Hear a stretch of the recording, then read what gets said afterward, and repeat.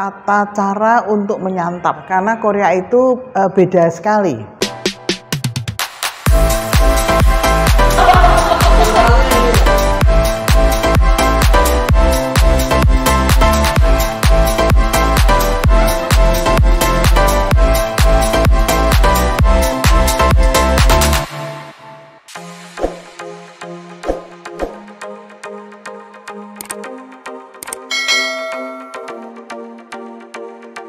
Annyeonghaseyo Teknobesti, nggak ada yang bercanda. Hai Teknobesti, balik lagi sama Maria. Yang pasti kalian udah tahu kan, kalau misalnya ada muka Maria pasti kita makan dan jalan-jalan. Nah, hari ini Maria bakal ngajakin kalian buat, terutama nih buat teman-teman yang Teknobesti yang suka sama K-drama, K-pop dan lain-lain tentang Korea.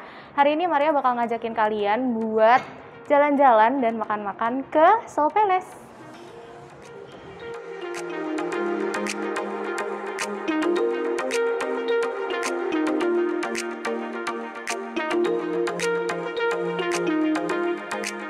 Nah, sama kayak tadi yang udah Maria bilang, kalau Maria bakal ngajakin kalian nih jalan-jalan plus makan, dan sekarang kita lagi ada di Seoul Palace.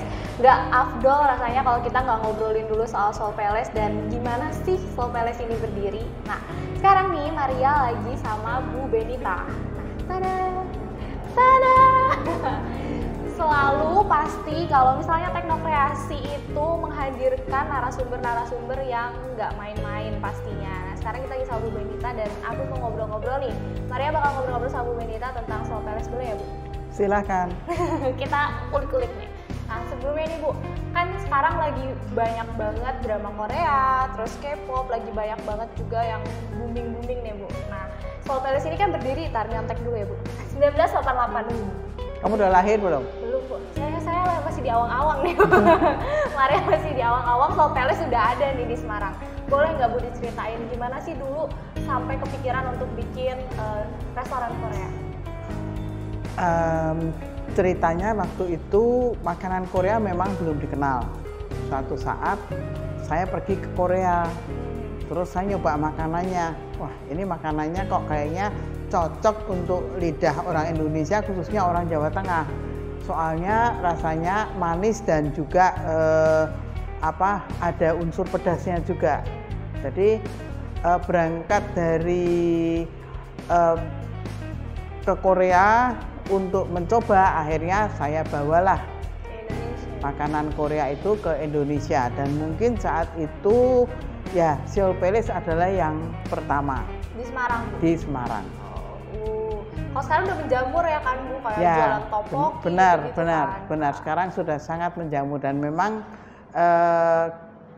kita di sini sangat diuntungkan dengan adanya demam K-pop itu. Tapi ini Bu Benita, Maria penasaran, kan masyarakat Jawa khususnya ya Bu, Jawa Tengah itu kan sukanya yang manis, terus nggak terlalu pedes kan Bu. Nah, apakah rasa dari di Seoul Palace ini tuh disamakan dengan yang di Jawa Tengah, atau Bu Benita bawa yang otentik dari Korea? Kita bawa yang otentik dari Korea, karena seperti saya sampaikan tadi, saya ke sana, saya mencoba rasanya ini kok bisa diterima. Jadi mirip sate, seperti sate manis seperti itu.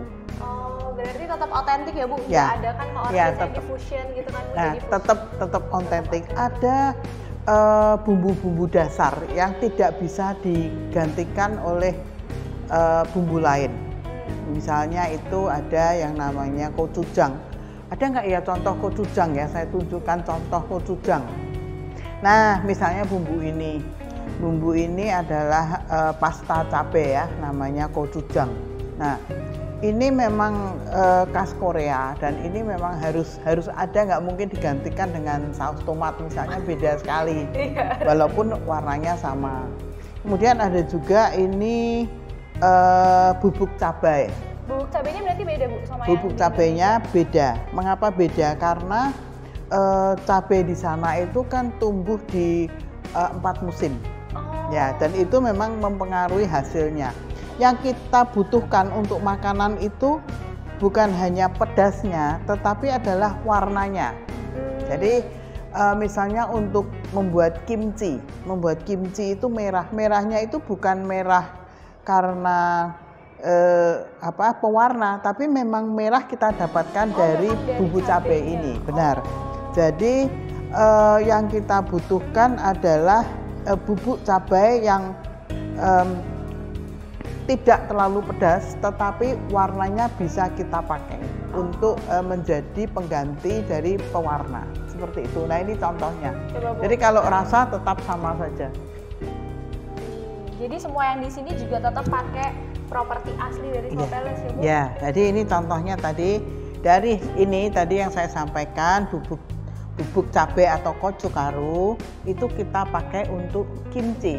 Nah, warna merah ini kita dapatkan dari warna cabai bubuk itu. Kemudian nanti silahkan dicoba Maria, rasanya walaupun merah tetapi tidak pedas sekali. Jadi tidak sampai level, kalau kita bicara level itu nggak sampai level berapa ya, paling pedas level berapa? Kalau keripik pedas yang di level 10, 20. Nah, nggak ada lah, ini paling levelnya lebih deh, 3 kira-kira ya, levelnya 3 ya. Nah itu kira-kira. Tolong Mbak. Ini Mbaknya juga keren nih, pakai. Aku jadi iri sama Mbak ya pakai bumbu Korea. Oke, nah Bu Benita, waktu pertama kali buka nih, kan Bu Benita bawa masakan yang otentik rasanya dari Korea. Nah, gimana sih tanggapan masyarakat nih Bu, di Semarang khususnya tentang Sopeles sendiri? Waktu pertama itu ya saya itu harus ngajarin orang makan, karena saat itu orang taunya makanan Korea itu makanan mentah. Oh ya. Makanan mentah, kemudian juga tata cara makannya itu kan berbeda sekali. Jadi harus turun tangan sendiri, harus ngajarin sendiri. Karena apa? Kalau salah makan, itu rasanya nggak karu-karuan. Akhirnya orang bilang makanannya nggak enak. Seperti itu. Ya. Dan itu berlangsung cukup lama ya. Karena ya beda dengan sekarang, nggak ada film Korea. Jadi ya kita harus mengajarkan kepada mereka yang ingin mencoba makanan Korea. Tapi kan kimchi itu kan juga fermentasi kan ya Bu? Betul. Nah waktu itu ada nggak sih yang orang-orang dari di Indonesia sendiri bilang kayak, ih kok makanannya difermentasiin dimakan gitu, ada nggak sih? Nggak cuma difermentasi, mereka bilang nggak enak. Oh iya Bu? Nggak enak, kok rasanya tajam sekali, nggak enak, nggak suka. Asem gitu ya Bu? Asem nggak suka. Nah memang butuh waktu ya, butuh waktu untuk bisa untuk bisa tune in ya, adaptasi dengan rasa-rasa itu. Tapi sekali sudah, nah itu nagih ya, akan terus. Ya. Itu kira-kira berapa lama sih Bu Benita untuk memperkenalkan kemudian beradaptasi? Saya kira cukup lama ya, waktu itu mungkin sampai 3-4 tahun ya, cukup lama. Jadi tidak hanya memperkenalkan cara memasak, tetapi juga memperkenalkan tata cara untuk menyantap. Ya. Karena emang Korea khas banget. Karena Korea itu beda sekali.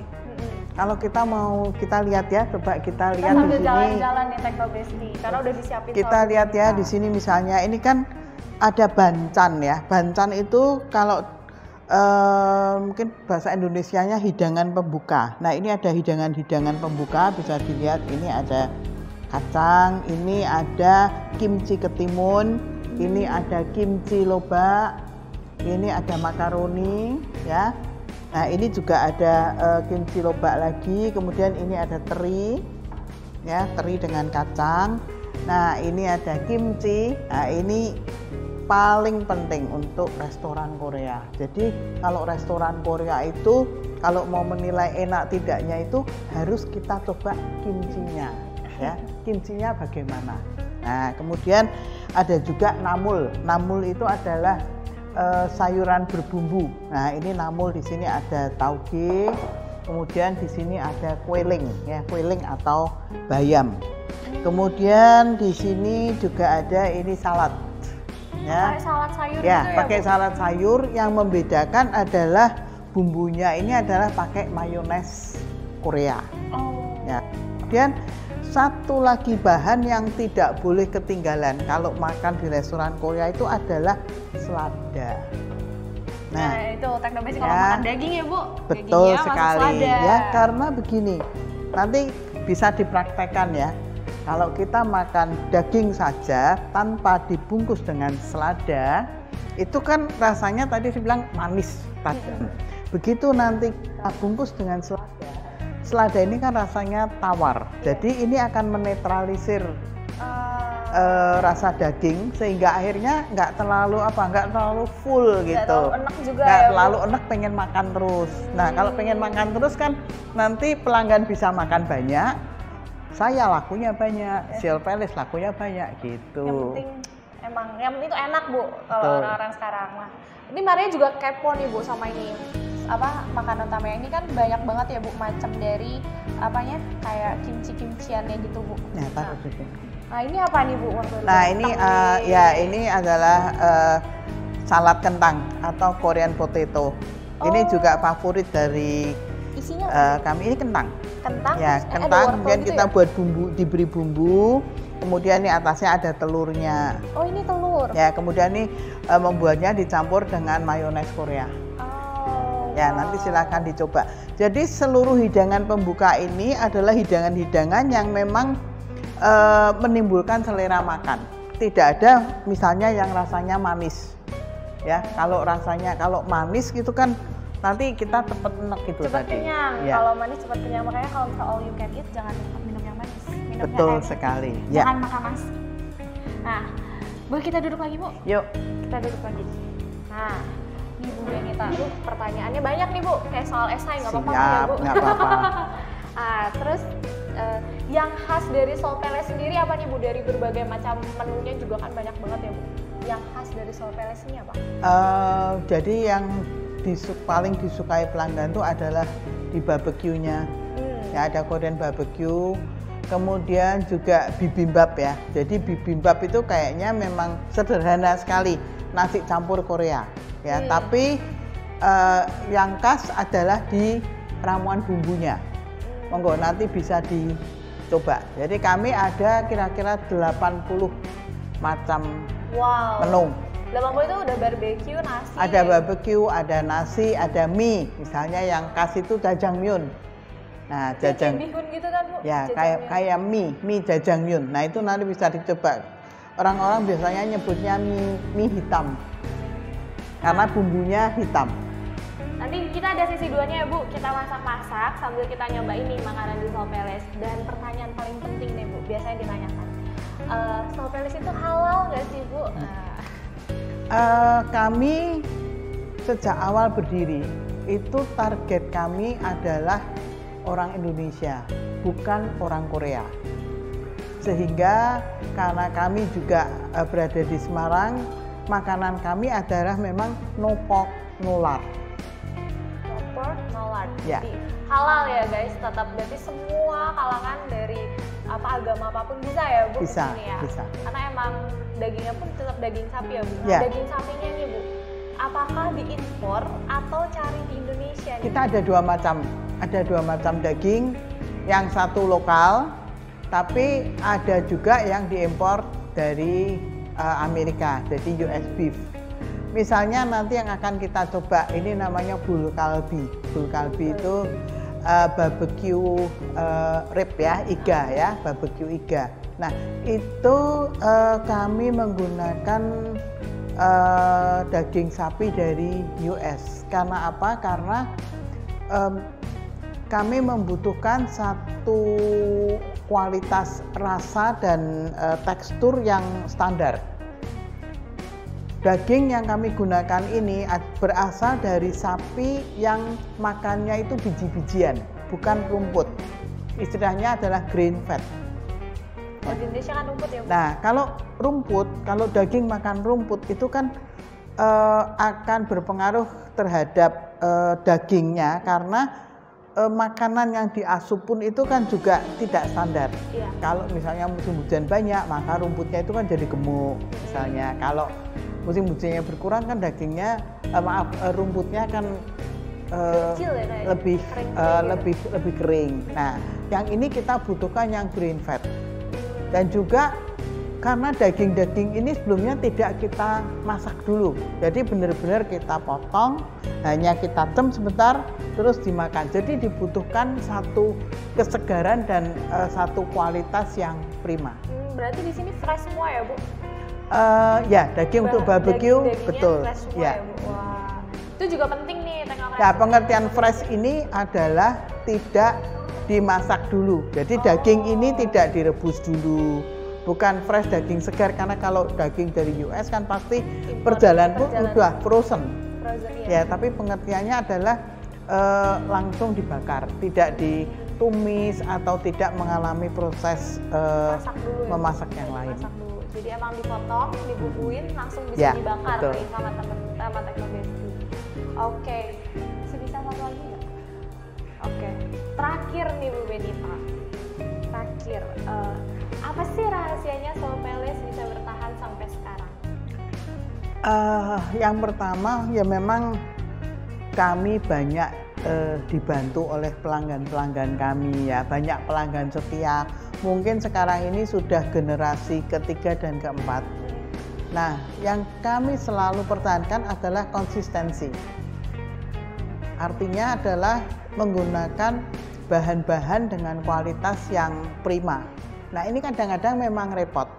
Soalnya walaupun bahan itu harganya nanti naik atau lebih mahal, kita sulit untuk menggantikan dengan yang grade 2 misalnya. Karena itu nanti akan mengurangi kualitas. Jadi itu yang benar-benar kami jaga. Jadi selain banyak dibantu teman-teman, banyak pelanggan, kami tetap menjalin hubungan ya. Kami tetap menjalin hubungan dengan para pelanggan kami. Kami juga aktif kami memiliki juga ada Instagram, ada Facebook. Kemudian juga kami memberikan satu perhatian khusus kepada para pelanggan-pelanggan apabila mereka berulang tahun misalnya. Tapi juga yang paling utama adalah di bahan-bahannya. Tetap konsisten ya Bu? Ya, jadi bahan-bahan itu tetap konsisten. Ya. Jadi itu Teknobesti. Kenapa Soul Palace bisa bertahan berapa puluh tahun berarti ya Bu? Udah, wah 88, 98, 2008, 2018, wah 30 tahun lebih ya Bu? Sudah 30 tahun lebih dan sampai hari ini masih konsisten nih ada di Jalan Pandanaran. Boleh nggak Bu, Instagramnya apa nih Bu? Instagramnya Soul Palace. Soul Palace, nah itu boleh dicek juga, siapa tahu lagi ada promo ya kan? Kaum Maria kan kaum promo. Oke, nah segitu dulu kita ngobrolnya sama Bu Benita tentang Soul Palace. Nanti kita bakal lanjut lagi sambil kita masak. Masaknya apa, rahasia pastinya. Yang pasti ini ya Bu, menu-menu recommended di sini ya Bu? Ya, nanti menu-menu recommended dan menu-menu yang mungkin sering kita lihat kalau nonton drama Korea. Kalau nonton drakor. Kalau nonton drakor, variety show, nah itu nanti kita bakal masak juga sama Bu Benita juga, kita bakal ngobrol-ngobrol. Dan see you guys di sesi 2. Jangan lupa nonton, jangan lupa di subscribe, jangan lupa di like Instagramnya, jangan lupa di follow juga Instagramnya di @teknokreasi.